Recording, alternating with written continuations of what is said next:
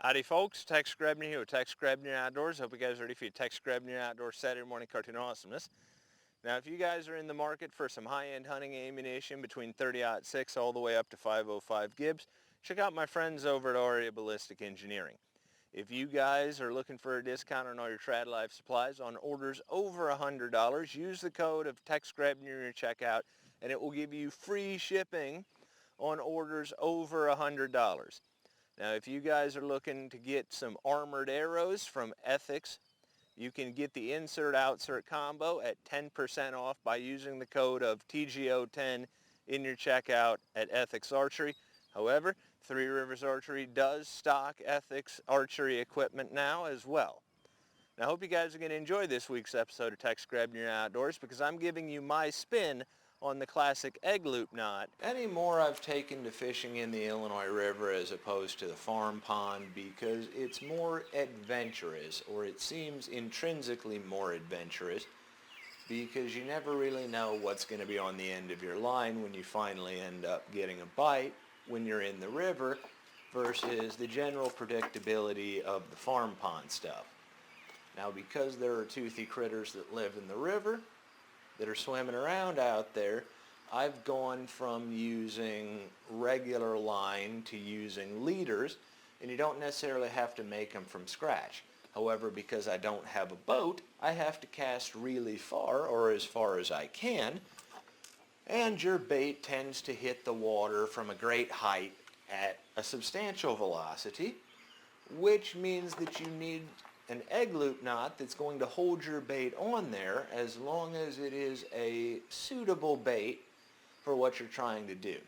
Also, because there's current in the river, I tend to use a 3-ounce no-roll sinker for both securing my bait to the bottom and to actually, get it out there.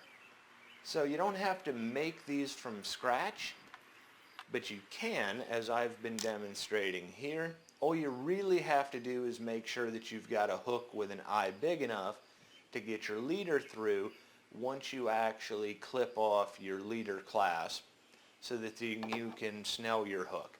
I also run a bead, and I run 10-pound line above a 30-pound wire leader, and I find that this combination works really well for me and my style of fishing.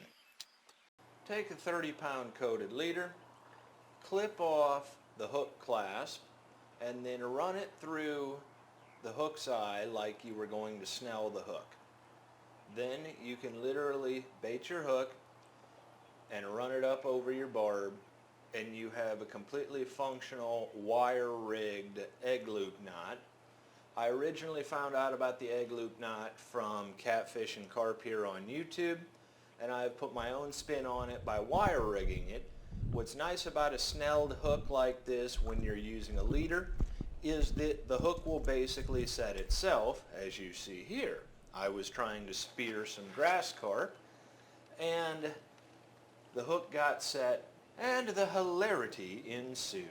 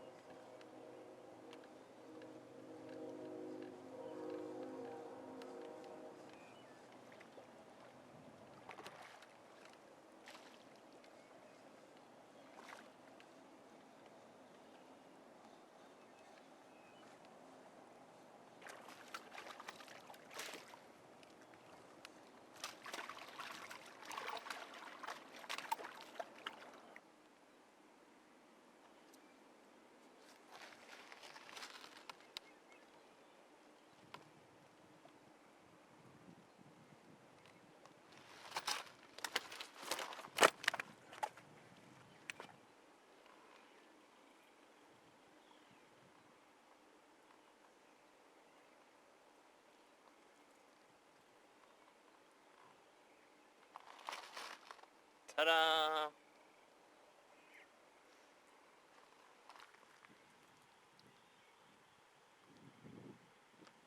There we go.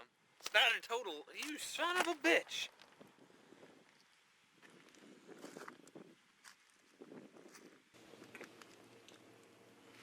In case you're curious about the cautious, comical handling of my first fish, That's because dogfish are very slimy, hard to hang on to, very toothy, and while I'll take a sting off of a catfish spine, I am not a fan of the idea of getting nipped by a dogfish, possibly getting an infection, and possibly needing stitches.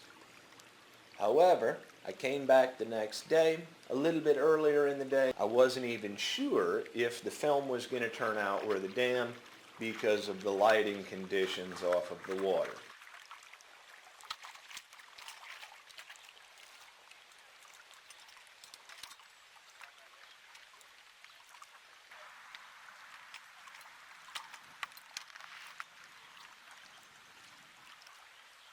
I don't know how good the film turned out. As always, God bless all my sports center of America. Join the NRA to protect our rights. Please got my friends over at threeriversarchery.com.